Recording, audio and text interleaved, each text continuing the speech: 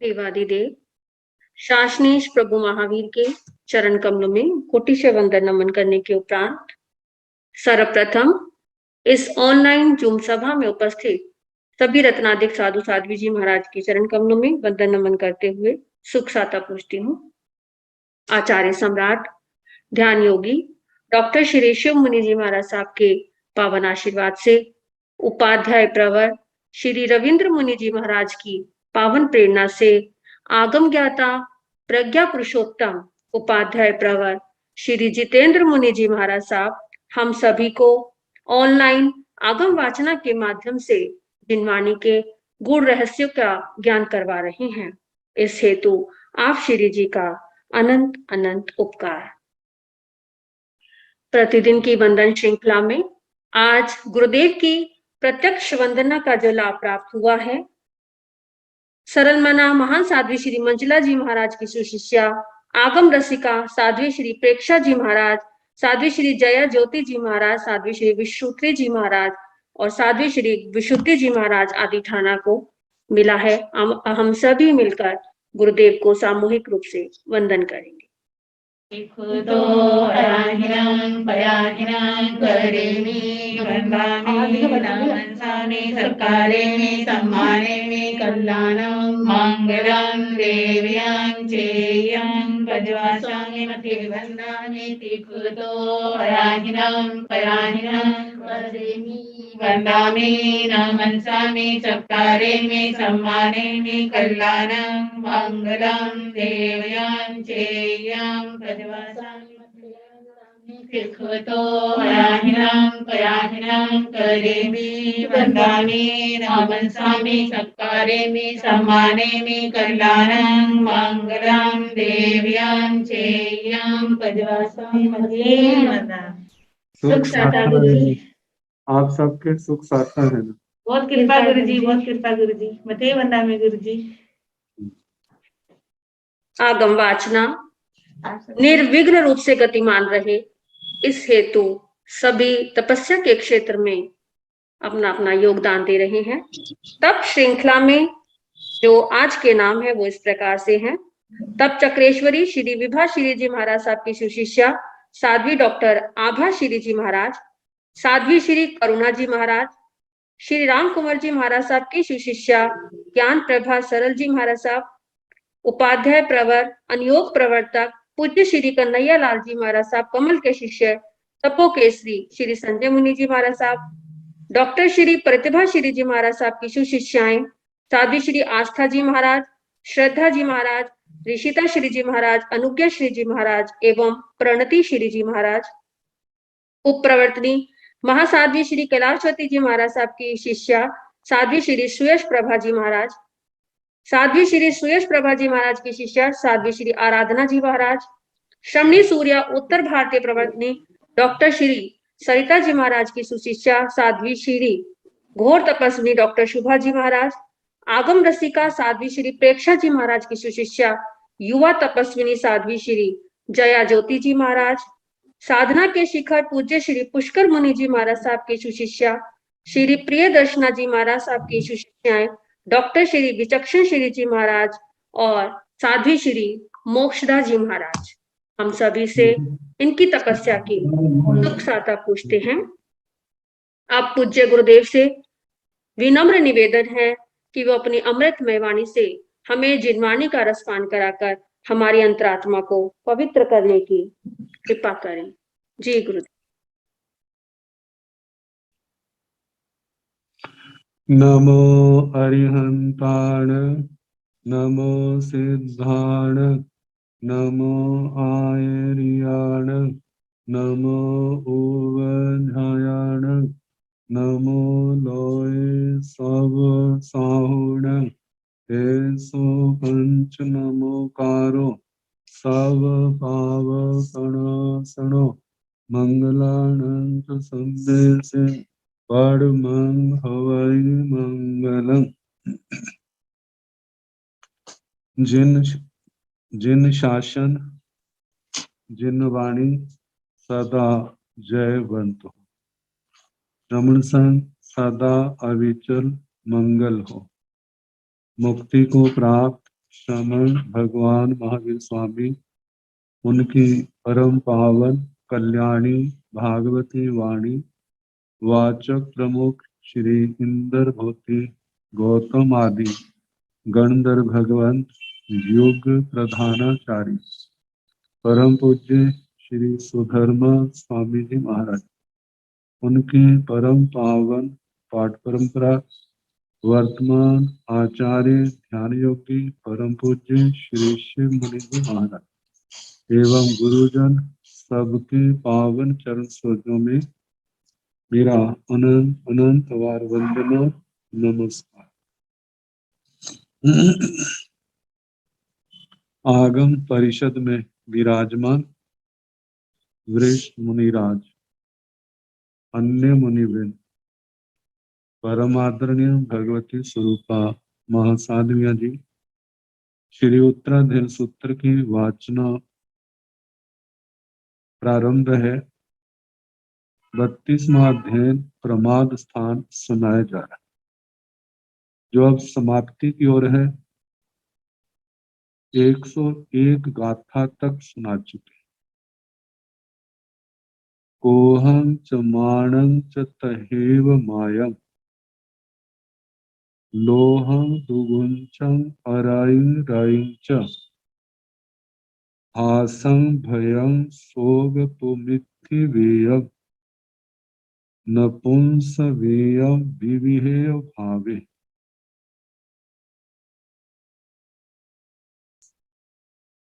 कोहं च माणं च तहेव मायं,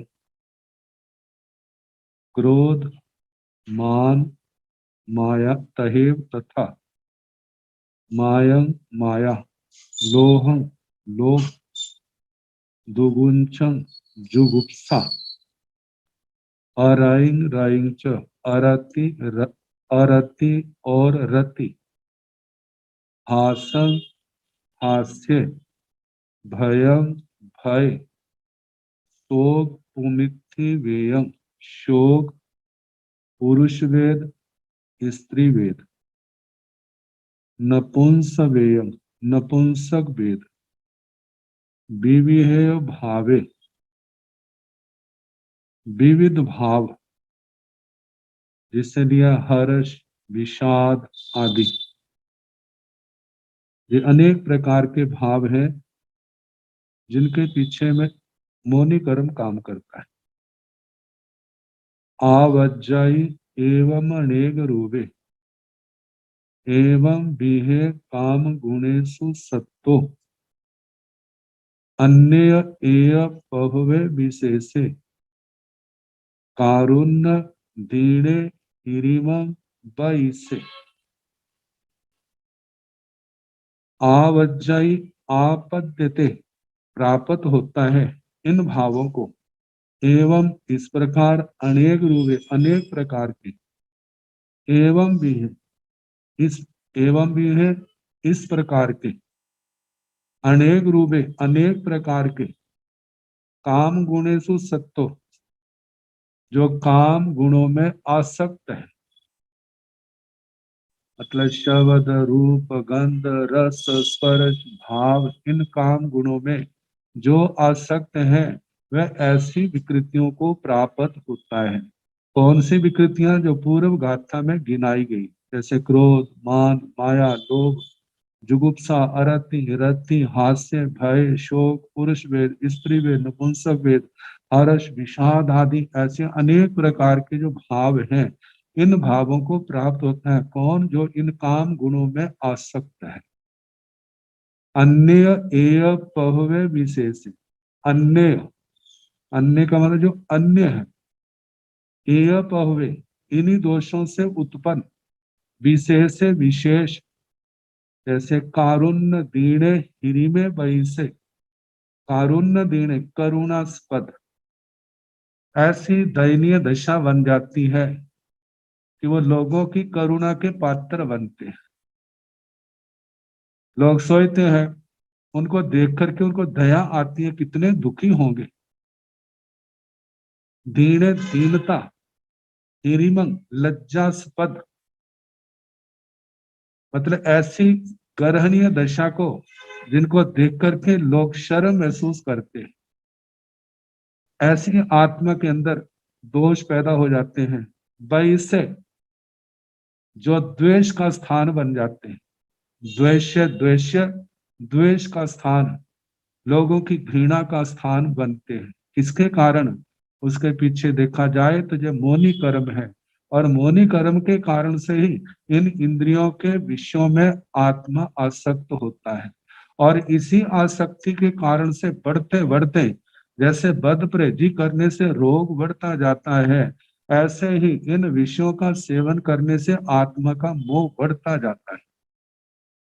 व्यक्ति सोचता है कि बस इतने सुखों को मैं भोग लूंगा, फिर मेरी आत्मा तृप्त हो जाएगी, संतुष्ट हो जाएगी, मेरी भूख मिट जाएगी। लेकिन इन विषयों को भोगने में सारा जीवन लगा देता है, ये तृष्णा मिटती नहीं, लेकिन और बढ़ती जाती है। देखा जाए तो अनादि काल से ये आत्माएं, संसारिक आत्माएं, इन विषयों की भूख को, प्यास को ही शांत करने में अपने अनंत जीवन व्यतीत कर दिए, लेकिन ये शांत होने में नहीं आ रही। कहा जाता है, नीति में श्लोक है कि अग्नि के अंदर जितनी लकड़ियां डालते जाएं तो वह अग्नि बुझती नहीं, वह और भड़कती है। इसी प्रकार ये जो तृष्णा है, ये चाहना है, लालसा है, ये इंद्रियों के विषयों का सेवन करने से ये शांत नहीं होती और भड़कती है। और मौनी कर्म जो है वो आगे से आगे बढ़ता जाता है। जैसे पूर्व जो बद्ध मोहनी कर्म उदय में आया, उसके कारण से जो नाना प्रकार की लालसाएं, विकृतियां पैदा हुई, और इन विकृतियों के अधीन होकर के जीव जो है पुनः अन्य कर्म करता है। और वो कर्म जो है वैसे मोह को पैदा करने वाले ही होते हैं, और उन कर्मों को करता हुआ आगे के लिए नया मोहनी कर्म बांध लेता है। फिर आगे मोहनी कर्म उदय आता है तो उससे प्रभावित होकर के आत्मा पुनः नए कर्मों को बांध लेता है। ऐसा अनादि काल से चला आ रहा है। कहा जे क्रम कब टूटेगा? जब हम इसके पीछे हटेंगे, इस उदय भाव का हम साथ नहीं देंगे। कहा जब हम साथ नहीं देंगे, हम अनासक्त भाव को प्राप्त होंगे, तभी ये क्रम टूटना प्रारंभ होगा, अन्यथा ये कभी रुकने वाला नहीं है। तो आगे फरमाया है, राग द्वेष आदि विकारों के प्रवेश स्रोतों से सावधान रहे। कप्पं न इच्छित सहाय लिच्छु, पच्छानुतावेण तव प्रभावम्, एवं वियारे अमिय प्यारे आवज्जाई इंद्रिय चोर वस्य। कहते इंद्रिय चोर वस्य, इंद्रिय रूपी चोरों के अधीन हुआ जे आत्मा। जे इंद्रियों को कहा जाता है, जब ये इंद्रियां स्वच्छंद होती, आत्मा के बस में नहीं होती, तो ये चोरों वाला काम करती है। चोरों की उपमा क्यों दी इन इंद्रियों को? जबकि ये इंद्रियां हमारी सहायक भी बहुत है। जहां देखा जाए तो आध्यात्मिकता की दृष्टि से जब आत्मा इन इंद्रियों के माध्यम से विषयों में आसक्त होता है, तो उस आसक्ति में जो माध्यम जो इंद्रियां बनी, मूल में आत्मा की मूढ़ता, अज्ञानता है। और जितना इंद्रियों के विषयों में आसक्त होता जाता है, उतना ही ज्ञानावरणीय आदि उसके कर्म बंधते जाते हैं और बढ़ते जाते हैं। जैसे इसी सूत्र के चौथे अध्ययन में 12वीं गाथा के अंदर आया था, मंदाय फासा बहुलोह निच्चा तह पगारेसु मणग्ने कुच्चा। मंदाय फासा जे स्पर्श, इंद्रियों के विषय जे भाव कैसे है? ज्ञान आदि गुणों को मंद करने वाले, और देखा जाए तो आत्मा की पुण्य वाणी को भी कमजोर करने वाले, कर्म बंध के कारण है। तह पगारेसु मनग्ने कुज्जा, भगवान कहते हैं इस प्रकार के विषयों में, इस प्रकार के प्रसंगों में अपने मन को ना लगाए, अपनी आत्मा को उस ओर ना लगाए। रखे जो को हम विणेज मानंग मायंग न सेवेज पहेज लोह। रखे जो को हम क्रोध से अपनी रक्षा करे, मान को झुकाए, माया का सेवन ना करे, लोभ का परित्याग करे। तो कहने का मतलब ये इंद्रियां ये क्या है, चोर बन जाती है जिस समय आत्मा का इनके ऊपर संयम नहीं रहता। तो कहा इन इंद्रिय रूपी चोरों के वशीभूत हुआ जो आत्मा कैसी कैसी इच्छाएं पैदा होती है। सबसे बड़ी बात है आत्मा के अंदर सुख भोगने की इच्छा पैदा होती है, सुविधाएं भोगने की इच्छा पैदा होती है, और ये सुख की लालसा, सुविधाओं की लालसा, यही तो आगे बढ़ते बढ़ते प्रमाद की दलदल में इतना फंसा देती है कि बाद में निकलना मुश्किल हो जाता है।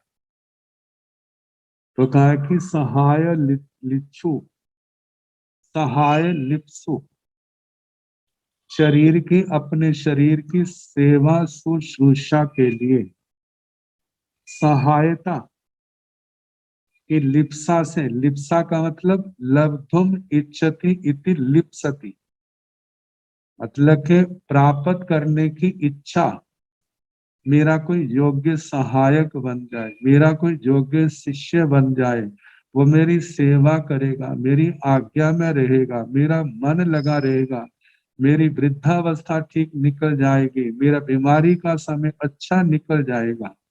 तो कहा जा रहा है कपंग ने इच्छु न इच्छित, कहते अपने लिए कल्पनीय, कल्पनीय का मतलब कल्प योग, जो अपनी मर्यादा के अनुसार है, ऐसा ऐसे सहायक, ऐसे शिष्य आदि की चाहना ना करे। जहां पर प्रश्न उठता है तो ऐसे संग कैसे चलेगा, कहा जाता है अपनी सुख सुविधा के लिए नहीं, कोई अपने पास आता है तो उसके ऊपर अनुकंपा बुद्धि से उसको धर्म शास्त्र सुनाए, ये उस धर्म शास्त्र को सुनेगा, और सुनने के बाद इसकी आत्मा जागृत होगी, इसकी आत्मा में विवेक ज्ञान का प्रकाश होगा, सच्ची समझ जागेगी, और ये भोग मार्ग को छोड़ करके धर्म मार्ग पर चलेगा।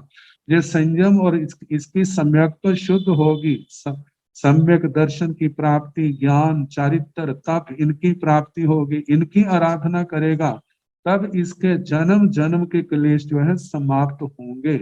कहा कि अपने स्वार्थ के लिए नहीं, उस पर अनुकंपा भाव से, उन अनुकंपा भाव से उसको दीक्षित करे, और उसके अंदर उसके ज्ञान, ध्यान, संयम, तप में सहायक बने।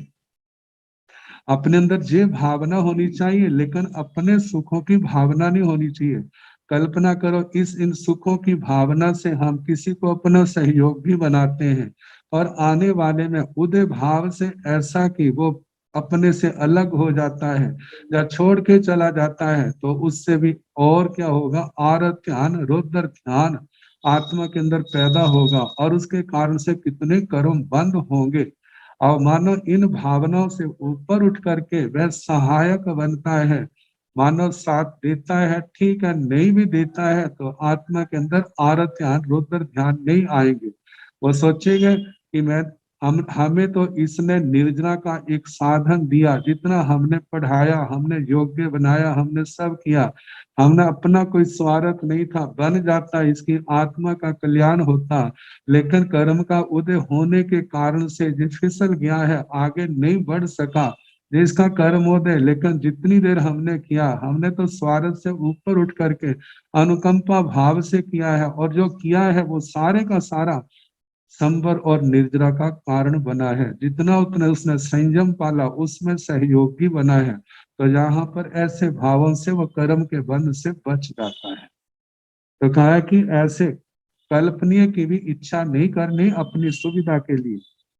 पच्छानुतावेण तव प्रभावम, पच्छानुतावेण का कहा है कि दीक्षा लेने के बाद ये पश्चाताप न करे मैं साधु क्यों बन गया, मैंने दीक्षा क्यों ली, घर के अंदर था, कोई रोक टोक नहीं थी, जहां पर आया हूं हर कोई टोकता है, गुरुजन टोकते हैं, परिवार के लोग टोकते हैं, जहां तक कि गृहस्थ भी टोकते हैं।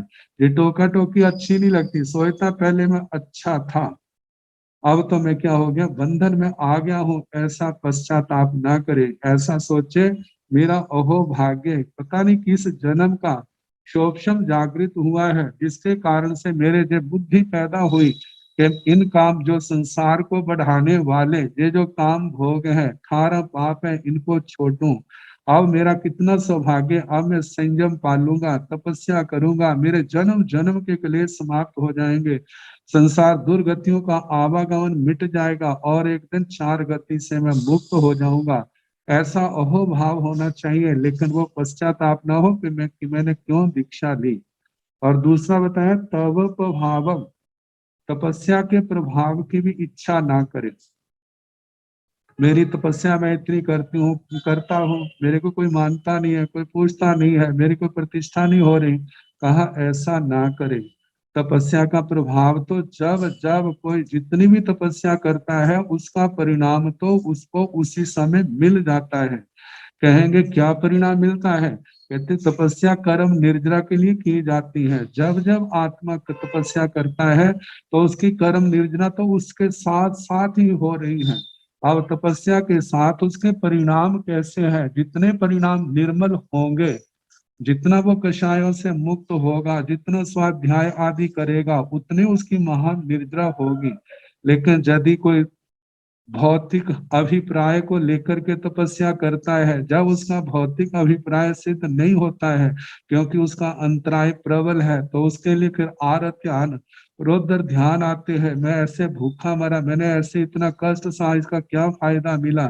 कहा देखा जाए तो आगम की भाषा के अनुसार, भगवान के अनुसार तो जब जब तपस्या की उसी समय उसका कर्म जो है कटे हैं, कर्मों की निर्जरा हुई है, और इनका प्रभाव आज दिखाई नहीं देगा, तब दिखाई देगा जे जो कर्म तपस्या के द्वारा उसने काटे हैं। जिस समय इन कर्मों ने फल देना था, उस समय वो समय उसका अच्छा होगा। क्यों? क्योंकि उस समय उसको जो प्रभावित करने वाले कर्म थे वो तो टूट गए हैं। अब उसका धर्म में, संयम, तप में उसका क्या होगी? विशेष प्रगति होगी। उस समय विकास ज्यादा होगा, ऊर्ध्वारोहण ज्यादा होगा। जब तक ये शोषम बना रहेगा, आत्मा प्रतिबोध को पा करके और धर्म साधना करेगा, और उस साधना के द्वारा आने वाले जो कर्म है उनको समय से पहले काट देगा। और जे ही समय से पहले जो कर्मों को हम निर्जना कर देते हैं, वो ही आगे चल करके हमारे समाधि भाव का कारण बनते हैं। तो इस प्रकार कहा कि तप का प्रभाव, ऐसे भौतिक प्रभाव की चाहना ना करे, मान प्रतिष्ठा ना की चाहना ना करे। और ये मानो दिखाई नहीं दिया है तो पश्चाताप ना करे, मैंने तो ऐसे ही अपना इतना भूखा रहा, मैंने इतनी तपस्या की, इंद्रियों का दमन किया, इतना मैंने साधना की, मेरे को क्या मिला? ऐसी ऐसी भावना ना करे। तपस्या जो है निष्फल नहीं जाती। कहा जाता है कि जितनी हम अंतःकरण से, चढ़ते भावों से करते हैं, उसका परिणाम अवश्य में होता है। तो जैसे कहा जाता है ना, कडान कम्मन न मोक्ष अति, किए हुए कर्मों का बिना भोगे छुटकारा नहीं होता। जा तो तपस्या से हो, जी तो भोगने पड़ते ही हैं। इसी प्रकार जो भी हमारी धर्म क्रिया है, ये सारी की सारी सफल है। सफल का मतलब ये अपना कार्य करती है। कार्य क्या करना है? संवर और निर्जरा। जितनी हम संयम तप की आराधना करते हैं, उतना हमारे कर्मों का आगमन रुकता है और पूर्व के कर्म कटते हैं। तो तपस्या सफल है, जे निष्फल है, ऐसा समझ करके पश्चाताप न करे। एवं भी यारे अमीय प्यारे, इस प्रकार के ऐसे कितने प्रकार के विकार है। अमीय प्यारे, अमित प्रकार के मतलब अनगिनत प्रकार के ऐसे विकृतियां उस मोहनी कर्म के कारण से आती हैं। धर्म मार्ग पर बढ़ते हुए भी आत्मा को प्रभावित करती है। तो कहा कि मोहनी कर्म इंद्रियों के चोरों के बस में हुआ, आत्मा जो है ऐसे अनेक प्रकार के भावों के अधीन हो जाता है।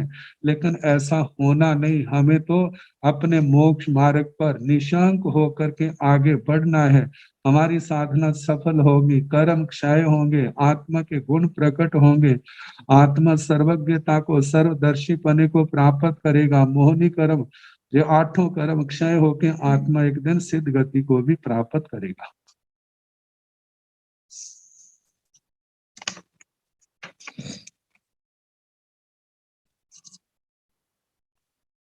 तो से जायन्ति पौयणाई निमज्जियो मोह महन्नवम्बि सुहेसिनो दुख विनोय नट्ठा तपच्चयं उज्जमय रागी। कहते हैं जिस समय मौनी कर्म उदय में आता है, ये जिन विकारों का नाम पूर्व गाथा में लिया वे उदय में आते हैं। जब आते हैं तो तदनंतर से उस आत्मा के जो विकारों के अधीन हुआ है, जायंती ऐसी स्थितियां पैदा होती हैं, पयोयनाई प्रयोजन पैदा हो जाते हैं, जैसे आवश्यकताएं पैदा हो जाती हैं। किसके लिए? निमज्जियों डूबने के लिए। कहां पर? मोह महन्नवम में, मोह रूपी महार्णव में। अर्णव कहते हैं समुद्र को, महार्णव महासमुद्र। द्रव्य से देखा जाए तो सबसे बड़ा समुद्र स्वयंभू रमण है। उससे भी बड़ा देखा जाए तो जो संसार समुद्र है, चार गतियों का, जिसका कोई तय खाना नहीं है, जिसका तय नहीं है, अनादिकाल से जो चला आया है। कितने आत्मा के पास विकार हैं, अनादिकाल से चले आ रहे हैं और उनमें जीव डूबा हुआ है। कहते हैं कभी इस संसार के किनारे आता है, मानो क्षोभशम जागृत हुआ, अच्छे गुरुओं का सानिध्य मिला, ज्ञान ध्यान तप संयम आदि की आराधना कर रहा है, लेकिन पूर्व का अर्जित कोई पाप कर्म उदय में आ गया। उन पाप कर्म के उदय ने इतना जोर मारा कि मोह महन्नव में, इस मोह रूपी महारणव में निमज्जियों डूबने के लिए उसकी इच्छाएं जागृत हो गई। जैसे कहा जा सकता है, जैसे श्री ज्ञाता धर्म कथा सूत्र के 19वें अध्याय में कंडरीक का आता है।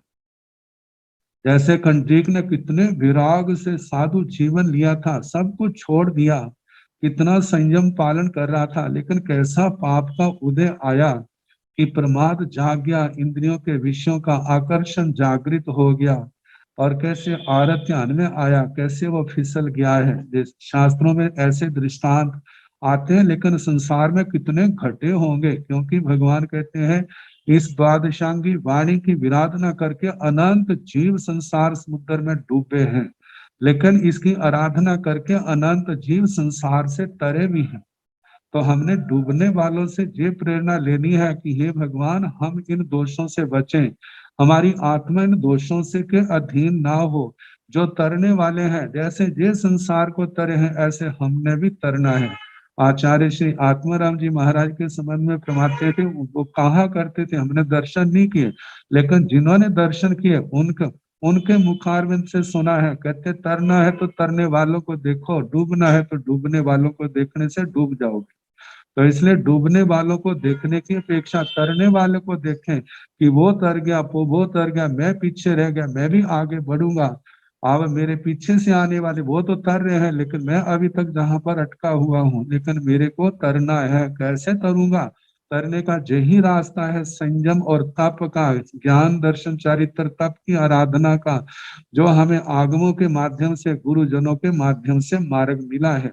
लेकिन उस मौनी कर्म के उदय के कारण से संसार समुद्र में डूबने के लिए इच्छाएं पैदा हो जाती हैं, प्रयोजन पैदा हो जाते हैं, परिस्थितियां ऐसी बन जाती हैं। फिर रागी, वह रागी व्यक्ति जिसके अंदर राग का उदय हुआ है, इंद्रियों के विषयों के प्रति आकर्षण पैदा हुआ है, सुहैसिनो कहते वह सुख की चाहना करने वाला, दुख विनोय नट्ठा, वह इन शारीरिक दुखों को, मानसिक दुखों को दूर करने के लिए कर्म निर्जना का मार्ग नहीं लेता, धर्म ध्यान का मार्ग नहीं लेता, वो भौतिक साधनों का सहारा लेता है। उनको दूर, तो दुखों को दूर करने के लिए तापचयंच, जो विषय आदि संयोग हैं उनको प्राप्त करने के लिए उज्जमय उद्यम करता है।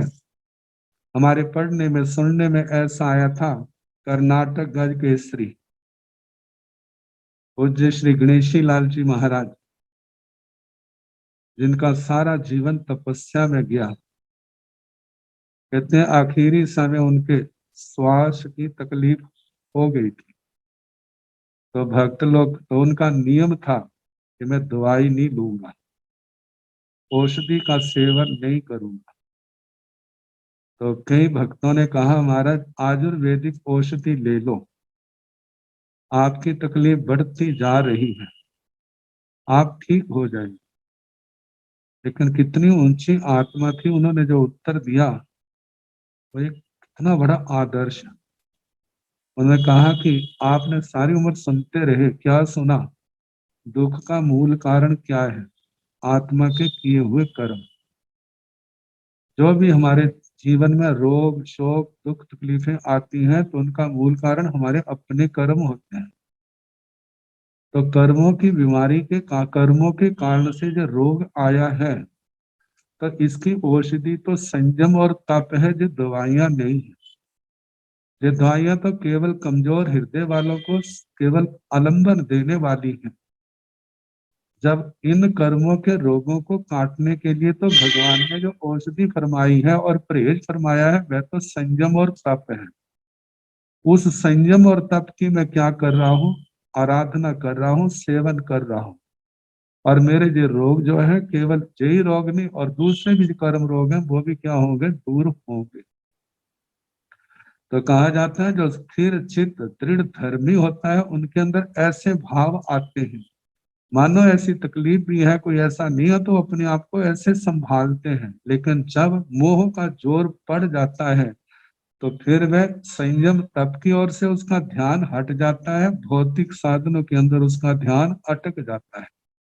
तो कहा जाता है तो तदनंतर से वह रागी जो है उज्जमय उन विषय आदि भोगों में काम भोगों को ही उस बीमारी को दूर करने का माध्यम साधन समझता है, और उसके लिए क्या उज्जमय वो उद्यत होता है, प्रयास करता है। मतलब प्रयास करने का मतलब संयम मार्ग से विमुख होता है, धर्म से विमुख होता है और भोग मार्ग की ओर अपने कदम रखने लगता है। जो संसार में डूबने के लिए उसका वो संसार में डूबने की तैयारी है। आगे बताया है, कहते हैं अपने ही संकल्प विकल्प दोषों के हेतु है। विराज्य मानसय इंद्रियथा सद्दाया तावय्य पगारा न तस सभ्य भी मनुन्नयंगवा निवर्तयंती अमनुन्नयंगवा।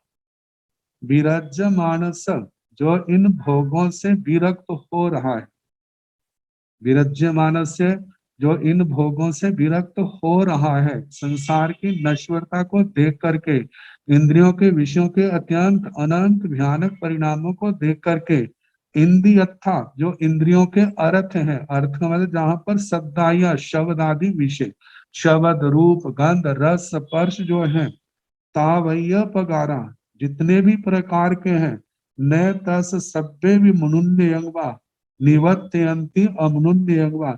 ये जितने भी इंद्रियों के विषय शब्द रूप गंध रस आदि हैं, जे ना तो उसके न तस सभ्य भी मनुन्य अंगवा उस आत्मा का न मनोज्ञ करते हैं, अमनुन्य अंगवा न अमनोज्ञ निवत्यंती निष्पन्न करते हैं। मतलब ना आत्मा का बुरा करते हैं और ना आत्मा का अच्छा करते हैं। जो आत्मा का अच्छा और बुरा होता है वो अपने ही भावों के अनुसार होता है। भाव जिस समय मतलब जब राग भाव आ जाता है, द्वेष भाव आ जाता है, तो जे ही उसके पतन का कारण बन जाते हैं। यदि राग और द्वेष ना आए तो ये ऐसा नहीं होते, आत्मा के पतन का कारण नहीं बनते। देखा जाए तो वो ही निर्जरा का कारण बन जाते हैं। तो किसके जो विरक्त है उसके लिए निर्जरा का कारण बनते हैं। आगे बताया है एवं ससंकल्प विकल्पनासु संजायाय समयम उवठियस अथेय संकल्पयो तो से पहियाय काम गुणेशु तणहा। एवं इस प्रकार ससंकल्प विकल्पनासु, स का मतलब स्व, स्व मतलब अपनी, संकल्प संकल्प, कौन से संकल्प? जे राग द्वेष प्रधान मोह प्रधान इन इंद्रियों के विषयों में जो उसके राग द्वेष प्रधान संकल्प है, कहते हैं उनके विकल्पनासु, विकल्पनासु मतलब विकल्पनाओं में, विचारणाओं में, आत्मा जिसने ये सब कुछ सुना है, निर्ग्रंथ प्रवचन सुना, वीतराग वाणी सुनी, संसार का स्वरूप सुना, तो सुन करके उसको क्या हुआ, उसने सब कुछ जान लिया। ये सारे जितने भी इंद्रियों के विषय है आत्मा के पतन का, दुर्गतियों के प्राप्ति का कारण है, तो ऐसा सोच करके वो उससे क्या हो रहा है, विरक्त हो रहा है। तो कहा ऐसे साधक संजायाई समयम उवठियस, इन ऐसे विशुद्ध विचार धारा के अंदर जो उपस्थित है उसके समयं संजाय समता भाव पैदा होता है। समता भाव, मेरे को इनके अंदर आसक्त नहीं होना, मुझे विरक्त रहना है, मुझे मोक्ष मार्ग पर बढ़ना है, मुझे कर्म क्षय करने हैं, नए आने वाले कर्मों को रोकना है, मेरा ये मार्ग है। तो कहा समता के मार्ग में वो समता के भाव को, समता उसके अंदर संजाय उत्पन्न होती है। जब आगे फरमाया है अथेय संकल्पो तो, और इन अर्थ, अर्थ जो है जो जीव अजीव आदि पदार्थ या संसार के जितने भी विषय है, इनका संकल्प विचार करते हुए से उस आत्मा के पही आए काम गुणेशु तन्हा, काम भोगों में जो तृष्णा है वो पही आए वह क्षय हो जाती है। ये जो अर्थ बताया है ये तो परंपरा प्राप्त है। जितने भी आचार्य प्राचीन हुए हैं, चाहे प्राकृत के हैं, संस्कृत टीका के हैं, या वर्तमान के भी आचार्य हैं, उन्होंने ऐसा अर्थ किया है जो आपको बताया है। एक अर्थ इसके संबंध में और भी किया जाता है, वो ये है, तो वहां पर उन्होंने विकप्पणासु की जगह विकप्पणासो ऐसा शब्द मानना है। किस आधार से मानना है जो कुछ नहीं कह सकते, तो उसकी दृष्टि से इसका अर्थ आएगा समयं उवठियस, समता भाव में जो उपस्थित है, समयं उवठियस समता भाव में जो उपस्थित है, उस आत्मा के इस प्रकार ऐसे चिंतन करने वाले के ससंकल्प विकल्प नाशो, आत्मा के संकल्प विकल्पों का नाश हो जाता है। मतलब विकल्प नाशो ऐसा किया है, जो पहली परंपरा के हिसाब से मतलब उसमें तो कहा अपने संकल्पों की विकल्पना विचारणाओं में जो उपस्थित है उसके समता भाव पैदा होता है। तो जहां पर कहा जाता है समता पैदा होती है, जब म जो है ये द्वितीय विभक्ति का एक वचन कैसे है, तो जहां पर उन्होंने कहा है आर्षत्वात्, आर्ष भाषा होने के कारण से इसको अलाक्षणिक कहा है। वैसे म का आगम हुआ है लेकिन उसके समता भाव पैदा होता है। तो दोनों अर्थ जो है वो स्वीकार्य है, मतलब उसमें कोई ऐसा नहीं है। तो इस प्रकार उनकी ऐसा चिंतन मनन करने से आत्मा की जो काम भोगों में तृष्णा है, लालसा है, वो नष्ट हो जाती है। अरे जिनको हम अमृत समझते रहे, वास्तव में देखा जाए जो अमृत नहीं है, ये तो हालाहल जहर जहर है। कहते हैं हालाहल जहर जो है अत्यंत भयानक, वो तो केवल एक जन्म का नाश करता है, लेकिन जो काम भोगों के प्रति जो अनुराग है इसके अंदर फंसा हुआ व्यक्ति तो अनेक जन्म जन्म को नष्ट कर देता है और आने वाली परंपराओं को बिगाड़ विकृत कर देता है। आगे बताया है स वीय रागो कै सब किच्चो खवेई नाना वर्णं खणेन, तहेव जंग दंसन मावरे जंग चंतरायम पकरे कम्मं। स बीय रागो, जिनकी तृष्णा क्षय हो गई है, तृष्णा का क्षय हो गया है। तृष्णा का क्षय हो गया मतलब उसका मोनी कर्म बिल्कुल खत्म हो गया है, बिल्कुल उखड़ गया है, क्योंकि तृष्णा का भाव जो है 10वें गुण स्थान के आखिर तक रहता है। तो जिस समय वो राग मतलब लोभ, तो जिस समय वो भी खत्म हो गया है तो आत्मा सीधा 12वें गुण स्थान में आ गया, क्षपक श्रेणी वाला आरोहक वो महासाधक। स बीय रागो वह बीत राग कहे सब किच्चो, जिसने सारे काम कर लिए, मतलब कोई है ही नहीं, चाहना ही नहीं है तो करना क्या है। खवेई नाना वर्णं खणेन, वो क्षण मात्र में, मतलब कि वो ज्ञानावरणी कर्म का क्षय कर देता है। तहेव जंग दंसन आवरई, और उसी प्रकार जो दर्शन गुण का आवरण करता है उसका भी क्षय क्षय कर देता है। जंग चंतरायं पकरई कम्मं, जो अंतराय कर्म है, जो अंतरायं पकड़े, जो जीवन में अंतराय विघ्न डालते हैं, उन कर्मों को भी क्या कर दिया उन्होंने, क्षय कर दिया। यह स्थिति है आत्मा के 12वें गुण स्थान का अंतिम समय, जिस समय ज्ञानावरणीय, दर्शनावरणीय और अंतराय जुगपथ एक ही समय में क्षय हो जाते हैं, ये बंधन टूट जाते हैं। जब ये टूटते हैं तो क्या होता है, सबंग तव जानाई पास आये, अमोहणे होई निरंतराय, अनासवे झान समाहि जुत्ते, आउ खये मोखम वेई शुद्धे। सबंग तव कहते, तव तदनंतर जब ज्ञानावरणीय, दर्शनावरणीय, अंतराय कर्म क्षय हो गए तो कहा उसके बाद सबंग सब कुछ जाना ही पास है, वो जानता है, देखता है, कुछ भी अज्ञात और अदृश्य उस आत्मा के लिए नहीं रहता। अमोहने जो मोहनी कर्म से रहित है, होई निरंतराय जो अंतराय से भी रहित है, अनासवे अनासवे आश्रव से रहित। देखा जाए 13वें गुण स्थान में केवल साता वेदनी का आश्रव है, 12वें गुण स्थान में यही था, 11वें में भी जो साता वेदनी का आश्रव होता, बाकी किसी का आश्रव नहीं होता। लेकिन जब आत्मा 13वें गुण स्थान से 14वें गुण स्थान में आ जाता है तो उस समय पूर्ण रूप से आत्मा अक्रिय बन जाता है, आश्रव द्वार जो साता वेदनी का था वह भी रुक जाता है, बंद हो जाता है।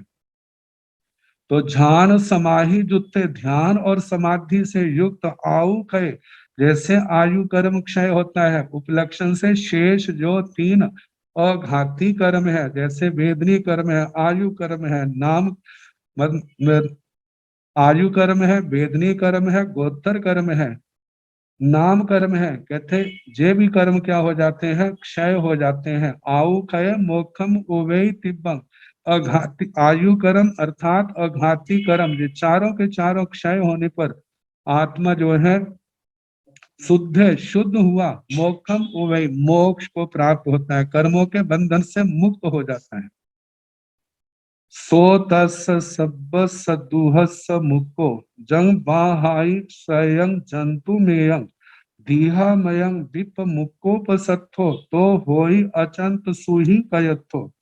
सो वह जिसने अब 8 कर्मों को क्षय कर दिया है, तस सब्बस दुख स मुक्को, मुक्को उस सर्व दुख से, दुख का क्या हो गया, मोक्ष हो गया, उसके सभी दुखों से मुक्त हो गया। तो जहां पर हम कह सकते हैं तस सब्बस दुख स मुक्को, मुक्को का मतलब मुक्त है, तो जहां पर पंचमी विभक्ति के स्थान पर छठी तस्मात सर्वस्मात दुखात मुक्त है, उस समस्त दुख से वो मुक्त हो गया। जंग बाहाई स्वयं जंतु में, जो दुख जंतु में, इस जंतु इस जीव को स्वयं जो सदा बाहाई जो बाधित करता रहा, जो अनादि काल से इस आत्मा को कर्म पीड़ित करते रहे, उन दुखों से क्या हो गया, आत्मा का मोक्ष हो गया। दीहामयं मुक्को पसत्थो, कहते कि वो ऐसे, वो आत्मा कैसे, दीहामयं दीर्घ आमय मतलब के दीर्घ रोगों से मुक्त, जैसे कहा जाता आमय का मतलब के रोग और निरामय का मतलब निरोग। जैसे कहते हैं ना सर्वे भवंतु सुखिने सर्वे संतु निरामया, मतलब के सारे सुखी हों, सारे निरामय निरोगी हों। तो कहा जा रहा है दीहामय, दीर्घ काल से, अनादि काल से जो रोग, कर्मों के रोग और उन कर्मों के कारण से नाना प्रकार की आधियां व्याधियां जो सब इस आत्मा को आत्मा भोगता रहा, उनसे विप्रमुख, वो विप्रमुक्त हुआ। पसत्थो वह प्रशस्त आत्मा, तो उसके बाद कोई होता है अचंत सुही कयत्थो, कृतार्थ कयत्थो, जिसने अपने सारे अर्थ काम कर लिए हैं, सब मतलब चरम और परम स्थान को प्राप्त हुआ, अचंत सुही होई अत्यंत सुखी हो जाता है। आगे बताया है अनाई काल पहवस एसो सब्बस दुख सपमोख मग्गो, ब्याही और जंग उविच सत्ता कमेण अचंत सुही भवंती तिवेमी। अनादि काल पहवस, अनादि काल से जो उत्पन्न है, कौन, सब्बस दुख सो, जे सारे का सारा जो दुख है इसका, ऐसो प्रमोख मगो जे प्रमोक्ष मार्ग, प्रमोक्ष प्रकर्षण मोक्ष है, मतलब प्रकृष्ट रूप से जो मोक्ष मार्ग सर्वोत्तम सर्वश्रेष्ठ जे मार्ग बियाहियो, भगवान ने कहा जंग समुविच, जिस मार्ग को प्राप्त करके, समुपेत्य मतलब प्राप्त करके, जंग जिस मार्ग को, जिस प्रमोक्ष मार्ग को प्राप्त करके, सत्ता जिस सत्व संसार के जीव, और ये कह सकते हैं प्राण भूत जीव सत्व संसार के प्राणी क्रमेण क्रम से अत्यंत सुही भवंती, अत्यंत सुखी हो जाते हैं। तीवेमी, इस प्रकार मैं कहता हूँ आचार्य श्री सुधर्मा स्वामी जी महाराज आर्य श्री जम्बू स्वामी जी को कहते हैं, इस अध्ययन का जैसा अर्थ मैंने कहा वैसा मैंने आपको सुनाया, अपनी और जैसा मैंने सुना वैसा आपको सुनाया। अब जहां पर एक प्रश्न है, सबसे पहले चक्षु इंद्रिय का वर्णन किया, चक्षु इंद्रिय के विषय का, बाद में 4 इंद्रियों का, फिर उसके बाद मन के विषय का। जहां प्रश्न है कि चक्षु इंद्रियों, क्योंकि क्रम तो शुरू होता है श्रोत्र इंद्रिय से, लेकिन जहां पर चक्षु इंद्रिय का नामना ले, श्रोत्र इंद्रिय का नामना लेकर के जहां पर चक्षु इंद्रिय से शुरू किया, तो इसका क्या कारण है। और मन का सबसे बाद है, यदि शक्ति की दृष्टि से देखा जाए तो मन की शक्ति बहुत है, वो सबसे बाद में है। क्रम की दृष्टि से देखा जाए, आंखों का दूसरा नंबर है, उसको पहले दिया, बाकी जो है आगे किया। इसके पीछे क्या कारण है। अब इसके संबंध में यदि प्राचीन टीकाएं देखी तो वहां देखा है तो तकरीबन सब मौन है, किसी भी आचार्यों ने अपने ग्रंथों में, टीका ग्रंथों में इस प्रश्न को उठाया नहीं। अब आगम के अंदर भी ऐसा कोई उल्लेख नहीं है जिसके कि हम दावा पूर्वक कह सकेंगे ऐसा है। तो जब ऐसा कोई नहीं मिलता तो फिर उसके बाद चिंतन का क्षेत्र खुलता है कि चिंतन करो इसका क्या उत्तर हो सकता है। तो इसके संबंध में पहली विचारणा की मन और इंद्रियां। कहा जाता है मन इंद्रियों के अधीन है। मन उसी विषय का चिंतन करता है जो इंद्रियों के द्वारा हमारे को प्राप्त होता है। इंद्रियों के द्वारा प्राप्त विषय को लेकर के छोटी सी बात को सोचते सोचते कहीं से कहीं पहुंच जाता है, लेकिन जो प्राप्त होगा उसी का चिंतन होगा, जो प्राप्त नहीं है उसका चिंतन कैसे करेगा, उसका मनन कहाँ से होगा। इसलिए 2 भाग हो गए हमारे सामने, एक और इंद्रियां है और दूसरी और मन है। तो मन का तो नंबर जब इंद्रियों के अधीन है तो इंद्रियों के बाद आएगा। अब रह गई 5 इंद्रियां। पांचों इंद्रियों का जब हम विभाग करते हैं तो इनमें 2 श्रेणियां बन जाती हैं, एक प्राप्यकारी और एक अप्राप्यकारी। प्राप्यकारी उसको कहते हैं कि जब तक विषय का इंद्रिय के साथ संपर्क ना हो तब तक वह उसको ग्रहण नहीं कर सकता। अप्राप्यकारी का मतलब जो उस इंद्रिय का विषय है वो इंद्रियों के साथ स्पर्श नहीं होता फिर भी उसको ग्रहण कर लेती। और इस दृष्टि से देखा जाए तो चक्षु को अप्राप्यकारी कहा है। वैसे मन भी अप्राप्यकारी है, लेकिन उसका विभाग तो ये हो गया जो इंद्रियों के अधीन है, इसलिए उसको बाद में किया। और अब इधर जो है एक प्राप्यकारी है और एक 4 जो है प्राप्यकारी है और एक अप्राप्यकारी। चक्षु जो है वह अप्राप्यकारी है, मतलब कि विषय को दूर से तो देखती है लेकिन निकट से वो जो जितना निकट होगा, मतलब केवल आंख जैसे स्पर्श इंद्रिय का किसी भी वस्तु स्पर्श होता है तो उसका अनुभव होता है, उसकी जानकारी होती है, लेकिन आंख से देखने के लिए उसको आंख के साथ उसका स्पर्श हो ये वहां पर जरूरी नहीं है, दूर से ही उस विषय को ग्रहण कर लेती है। तो इसलिए कहा जाता है कि अप्राप्यकारी होने के कारण और 5 इंद्रियों में पटु होने के कारण से ये बाकी इंद्रियों की अपेक्षा से जल्दी विषय को ग्रहण करती हैं, इसलिए चक्षु इंद्रिय का पहले नंबर दिया है और बाकी इंद्रियों का बाद में दिया है। जैसे 4 प्रकार के दर्शन है, चक्षु दर्शन है, अचक्षु दर्शन है, वहां पर भी विभाग में यही है कि चक्षु दर्शन को लिया, दूसरे इंद्रियों से होने वाला ज्ञान जो है सामान्य वो अचक्षु दर्शन में लिया, तो वहां पर भी दूसरा श्रोत्र दर्शन अश्रोत्र दर्शन क्यों नहीं कहा, घ्राण दर्शन अघ्राण दर्शन क्यों नहीं कहा। तो देखा जाए तो बाकी 4 इंद्रियां जो है वो प्राप्यकारी है और चक्षु जो है अप्राप्यकारी है। इस विभाग को लेकर के चक्षु दर्शन अचक्षु दर्शन हुआ और इसी विभाग के कारण से ये चक्षु इंद्रिय का पहले नंबर आया और उसके बाद 4 इंद्रियों का, फिर उसके बाद मन का आया। ऐसा अपने चिंतन में उभरा है। आपका समाधान हो जाए तो हमें बड़ी खुशी हो। अब हम प्राकृत व्याकरण कर ले आगे। 33वां अध्ययन है कर्म प्रकृति। वह कल जैसे अवसर होगा उसके अनुसार कराने का प्रयास। नमो अरिहंताण, नमो सिद्धाण, नमो आयर्याण, नमो वध्यायाण, नमो लोये संसाहुण, एसो पंच नमोकारो सब पावो प्रणासनो, मंगलानंत संवे सिंह परमं हवै मंगलम्। श्री चतारि मंगलम अरिहंता मंगलम सिद्धा मंगलम साहु मंगलम केवली पुनतो धम्मो मंगलम। चतारि लोकोत्तम अरिहंता लोकोत्तम सिद्धा लोकोत्तम साहु लोकोत्तम केवली पुनतो धम्मो लोकोत्तम। चतारि शरणं प्रवज्जामि अरिहन्ते शरणं प्रवज्जामि सिद्धे शरणं प्रवज्जामि साहो शरणं प्रवज्जामि केवली पुनतं धम्मं शरणं प्रवज्जामि। 4 शरण सुख करने दुख करने मंगल करने और शरणा नहीं कोय, जो भव प्राणी आश्रय क्षय हम। सबको यथा योग्य वंदना सुख।